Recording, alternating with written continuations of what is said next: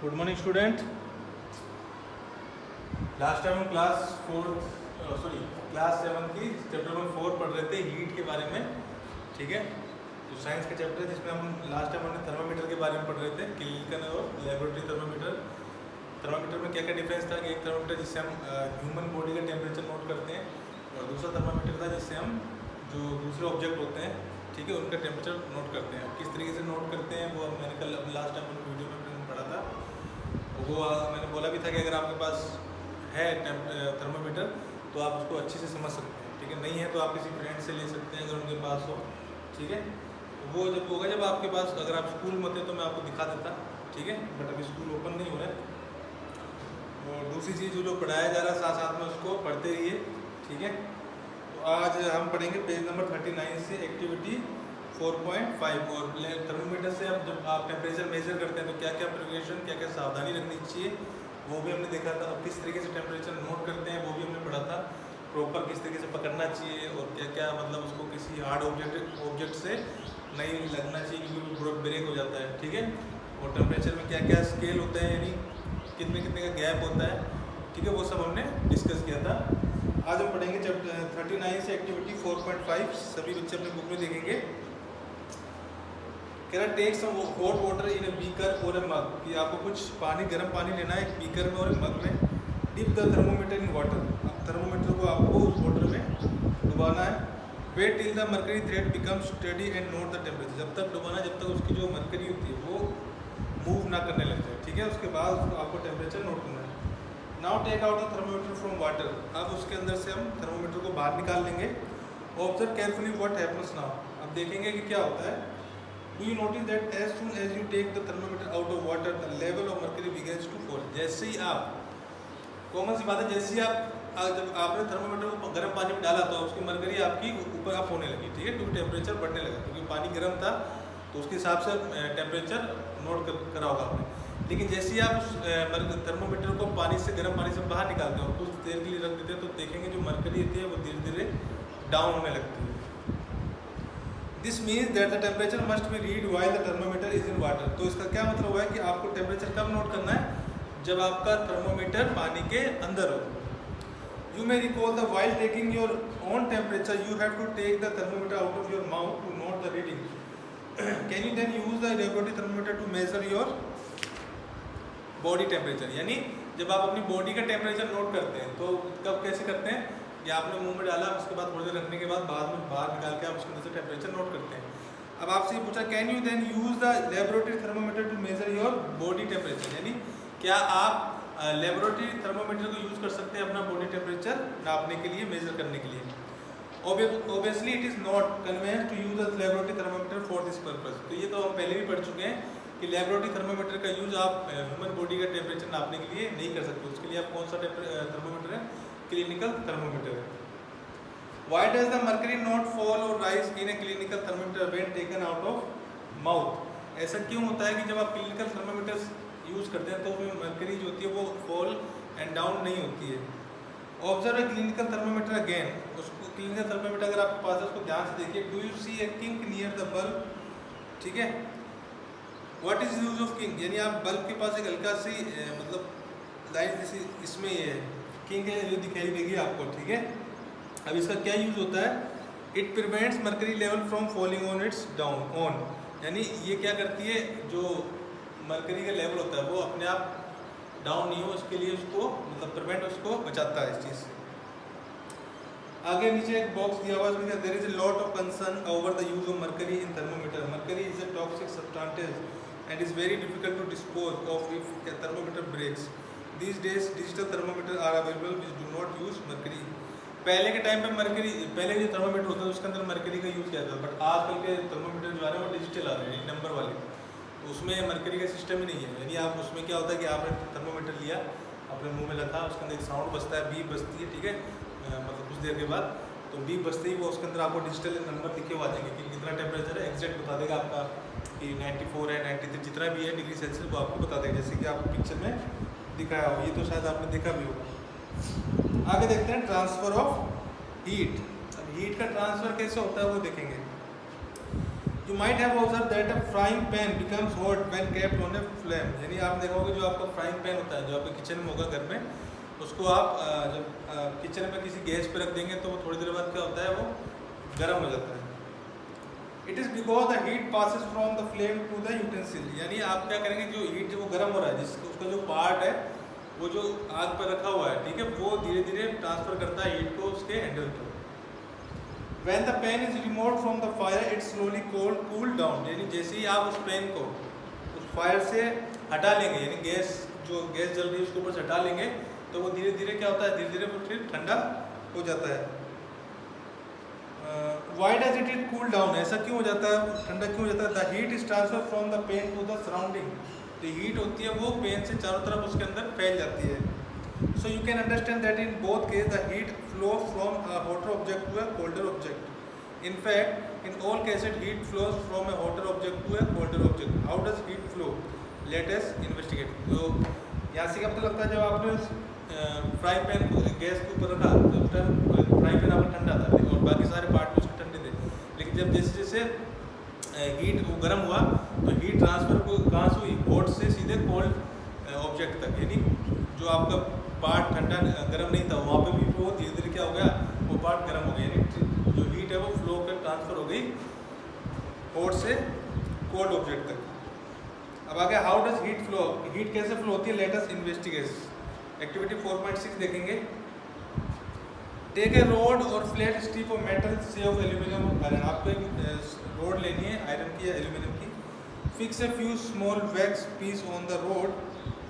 These piece should be in nearly equal distance. फिर आपको इसके अंदर कुछ स्मॉल वैक्स पीस, वैक्स जो पीस आते हैं वो उसको थोड़ा थोड़ा डिस्टेंस पर लगा देना है, जैसे कि आप पिक्चर में दिखा रहे हैं, यहाँ पर उन्होंने लगा रखे बिल्कुल इक्वल डिस्टेंस पे, ठीक है. These piece should be nearly equal distance. Clamp the rod to a stand. If you do not find a stand, you can put one end of the rod between bricks. आप इसको किसी stand हो आपके पास, उस stand पर खड़ा कर सकते हैं. अगर आपके पास स्टैंड नहीं है तो आप किसी दो ईंटों के बीच में इसको फिक्स कर सकते हैं. Now heat the other end of the rods and observe. फिर आपको बिल्कुल इसी लास्ट में मोमबत्ती जल रही है, यहाँ से इसको गर्म करना है. What happens to the wax piece, do these piece begins to fall. जो वैक्स पीस लगाए हैं आपने उसका क्या होता है, वो नीचे धीरे धीरे गिरने लगते हैं. Which piece fall the first, सबसे पहले कौन सा पीस गिरता है. Do you think that heat is transfer from the end nearest to the flame to the other end. आपको क्या लगता है जो हीट ट्रांसफ़र हो रही है वो ईंट वाले पार्ट यानी जो लास्ट पार्ट है वहाँ से ट्रांसफ़र हो रही है कैंडल्स की तरफ, या कैंडल से लास्ट पार्ट की तरफ ट्रांसफ़र हो रही है. The process by which heat is transfer from the hotter end to the colder end of an object is known as conduction. तो हीट कहाँ से ट्रांसफ़र हो रही है, जहाँ से आपकी कैंडल जल रही है, मतलब हॉट से वो कोल्ड ऑब्जेक्ट की तरफ जा रही है. यानी जो हीट का इस तरीके का ट्रांसफ़र होना, यानी हॉटर ऑब्जेक्ट से कोल्ड ऑब्जेक्ट की तरफ ट्रांसफ़र होना, वो कहलाता है conduction. In solid generally the heat is transfer by the process of conduction. यानी जो सॉलिड ऑब्जेक्ट होते हैं, ठीक है, कठोर ऑब्जेक्ट होते हैं, उसमें जो हीट ट्रांसफर होती है वो कंडक्शन के थ्रू ही होती है. Do all substances conduct heat easily. क्या सारे सब्सटेंस इजीली कंडक्ट हो सकते हैं. You must have observe that the metallic pan for cooking has a plastic और wooden handle. Can you lift a hot pan by holding it from the handle without getting cut. जैसे आपके pan होता है उसमें किसी में handle पे रबड़ लगी होती है, यानी प्लास्टिक लगी होती है, तो वो इतना गर्म नहीं होते हैं. तो अगर वो पेन आपका गर्म है तो आप उसको इजीली उसका जो हैंडल पकड़ के उसको उठा सकते हैं. एक्टिविटी 4.7 है. Heat water in a small pan और beaker. Collect some article such as steel, spoon, plastic scale, pencil and divider. Dip one end of each of these article in hot water. Wait for a few minutes. यानी आपको क्या करना है, एक beaker लेना है या पैन, उसमें आपको हॉट वाटर गर्म पानी रखना है और उसके बाद उसके अंदर कुछ ऑब्जेक्ट दिए हुए हैं, जैसे कि स्टील स्पून हो गया, प्लास्टिक का स्केल हो गया, पेंसिल हो गई, डिवाइडर हो गया, ये सब आपको उसके अंदर डिप करने हैं, डुबोने हैं. And wait for a few minutes. अब इसे टेबल दे रखी है 4.3. इसमें पहले दिया गया आर्टिकल स्टील स्पून. अब आगे लिखा है कि material with which the article is made of metal, ठीक है. And does the other and get hot, yes और नो.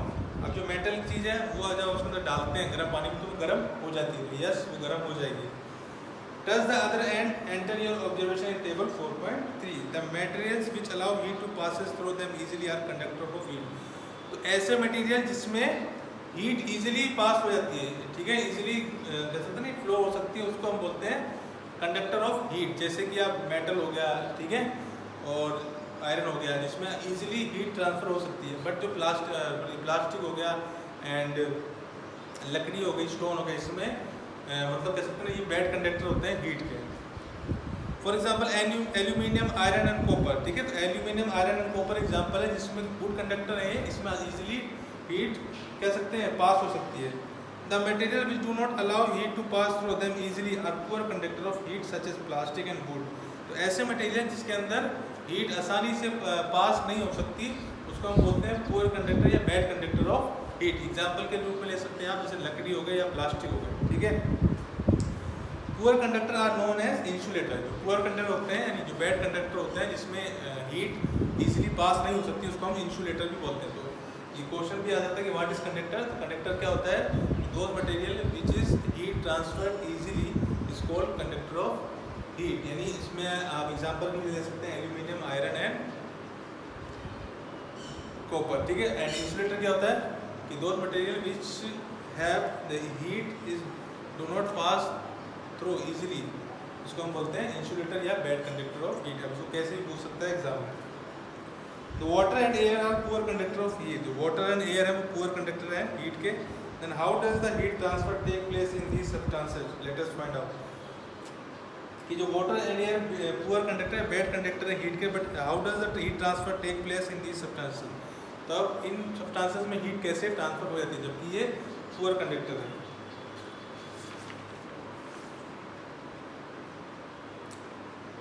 आगे activity 4.8, take a round bottom flask, if flask is not available and a beaker can be used, fill in 2/3 with water, place it on a tripod or make some arrangement to place the flask in such a way that you can heat by placing a candle below it।